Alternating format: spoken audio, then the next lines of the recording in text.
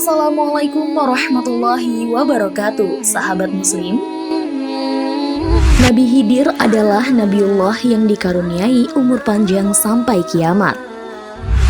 Atas izin Allah, Nabi Khidir berhasil meminum Ainul Hayat atau sumber air hidup. Di manakah tempat Ainul Hayat di bumi ini? Dan bagaimana Nabi Khidir dapat menemukan Ainul Hayat? Yuk simak sampai akhir agar tidak terjadi kesalahpahaman. Tentunya hanya di channel Santri Update. Sebelum lanjut, bantu channel ini terus berkembang dengan cara klik subscribe dan nyalakan lonceng notifikasinya ya. Serta bagikan video ini agar bermanfaat untuk orang-orang di sekitar kita. Kisah ini diriwayatkan oleh At-Tha'labi dari Imam Ali radhiyallahu anhu. Kisah bermula dari Raja Iskandar Zulkarnain. Beliau disegani dan ditakuti orang di seluruh dunia pada zamannya. Namun, beliau tetap tidak sombong dan selalu beriman dan bertakwa kepada Allah Subhanahu wa Ta'ala.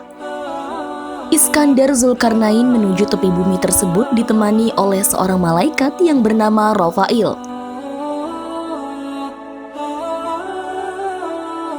Atas perintah dari Allah Subhanahu wa Ta'ala. Di tengah perjalanan, mereka berbincang dan Raja Iskandar Zulkarnain bertanya kepada malaikat Rafail.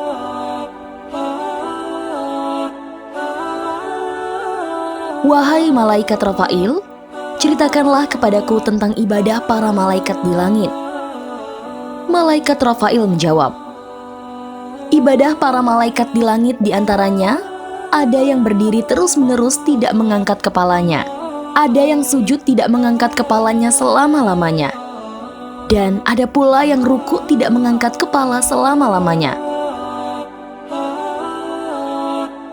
Mendengar keterangan itu, Iskandar Zulkarnain tercengang. Dalam benaknya timbul keinginan bisa melakukan hal yang sama seperti para malaikat. Niatnya hanya satu, agar dapat beribadah kepada Allah selama-lamanya. Kemudian Raja Iskandar berkata, "Alangkah senangnya seandainya aku bisa hidup bertahun-tahun dalam beribadah kepada Allah." Malaikat Rafail menjawab, "Sesungguhnya Allah telah menciptakan sumber air di bumi. Namanya Ainul Hayat, yang artinya sumber air hidup. Maka barang siapa yang meminumnya seteguk, maka orang itu tidak akan mati sampai hari kiamat, atau sampai dia memohon sendiri buat kematiannya kepada Allah Subhanahu wa Ta'ala." Kemudian Raja bertanya lagi, "Wahai malaikat Rafail, apakah Anda tahu di mana gerangan keberadaan Ainul Hayat tersebut?" Malaikat Rafail menjawab, bahwa sesungguhnya Ainul Hayat itu berada di bagian bumi yang gelap. Setelah Raja mendengar keterangan tersebut, segera Raja mengumpulkan para alim ulama pada zaman itu untuk mendiskusikan tentang keberadaan Ainul Hayat. Sehingga salah seorang dari alim ulama itu pun menjawab, "Sesungguhnya aku pernah membaca di dalam wasiat Nabi Adam alaihi salam. Beliau berkata, bahwa sesungguhnya Allah meletakkan Ainul Hayat itu di bumi yang gelap." "Di manakah tempat bumi gelap itu?" tanya Raja Iskandar Zulkarnain. Alim ulama itu pun menjawab, "Yaitu di tempat keluarnya matahari." Kemudian Raja Iskandar pun bersiap-siap untuk mendatangi tempat tersebut dengan menyiapkan 1000 ekor kuda betina yang masih perawan. Karena kuda betina perawan adalah jenis kuda yang sangat tajam penglihatannya di waktu gelap. Lalu Raja memilih di antara tentaranya dengan membawa 6.000 orang tentara terpilih yang cendekiawan dan ahli mencambuk. Yang salah seorang di antara tentara-tentara tersebut adalah Nabi Khidir alaihi salam, yang pada saat itu menjabat sebagai Perdana Menteri. Kemudian berjalanlah mereka dengan Nabi Khidir alaihi salam berjalan di depan pasukan-pasukannya sebagai pimpinan rombongan besar. Setelah menempuh perjalanan jauh, maka mereka jumpai dalam perjalanan bahwa tempat keluarnya matahari itu tepat pada arah kiblat. Kemudian mereka tidak berhenti-henti menempuh perjalanan dalam waktu 12 tahun. Sehingga sampai di tepi bumi yang gelap itu.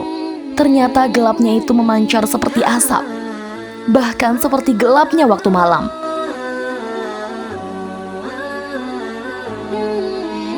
Kemudian seorang tentara yang cendekiawan mencegah raja masuk ke tempat gelap tersebut. Dan tentara-tentaranya berkata pula kepada raja, "Wahai raja, sesungguhnya raja-raja yang terdahulu tidak ada yang masuk tempat yang gelap ini, karena tempat ini adalah sangat berbahaya sekali." Raja pun berkata, "Namun kita harus memasukinya, tidak boleh tidak."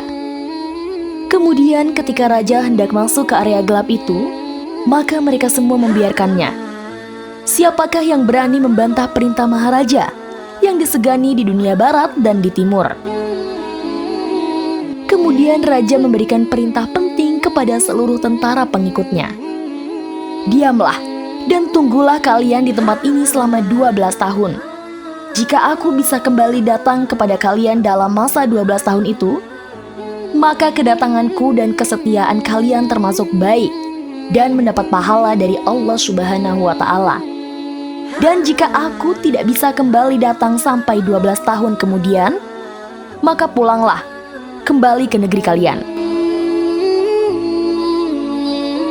Sebelum memasuki tempat yang gelap tersebut, kemudian raja bertanya kepada malaikat Rafail, "Apabila kita melewati tempat yang gelap ini, apakah kita dapat melihat kawan-kawan kita di belakang sana?" "Tidak bisa kelihatan," jawab malaikat Rafail. "Akan tetapi, aku memberimu sebuah mutiara. Jika mutiara itu ke atas bumi, maka mutiara tersebut dapat menjerit dengan suara yang keras. Dengan demikian, maka kawan-kawan Anda akan mengetahui bahwa Anda tersesat di dalam tempat gelap tersebut."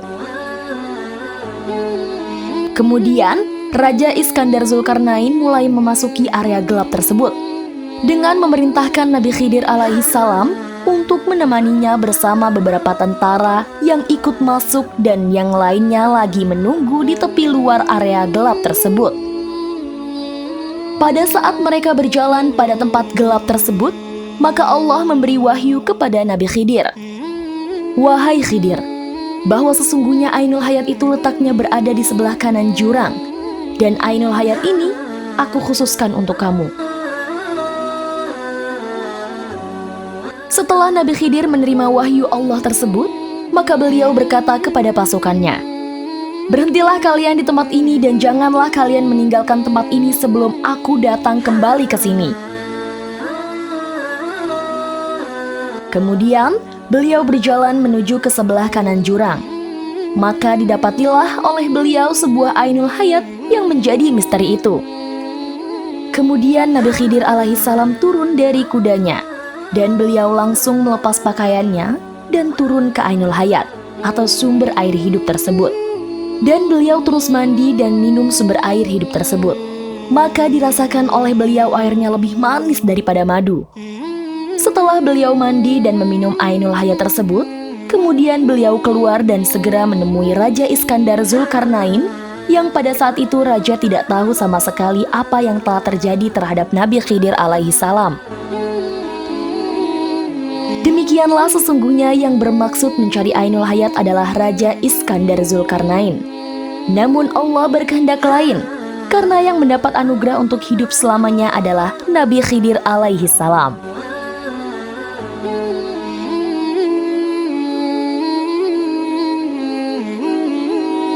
Wallahu a'lam bishawab.